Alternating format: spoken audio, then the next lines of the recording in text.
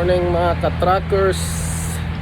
Ito, nag-ulan na naman ng snow dito sa Germany.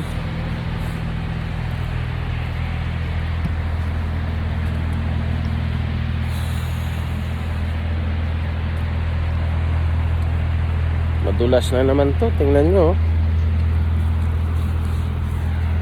Tsaka naka-shorts lang tayo ha. Mag-snow pa yan.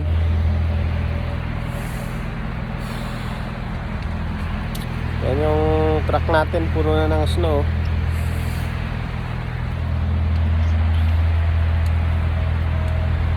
Kaya na tayo dahil malamig na. So damn cold outside, guys. Yun. Naulan pa ng snow, no? Ayan, ice na yung windshield natin.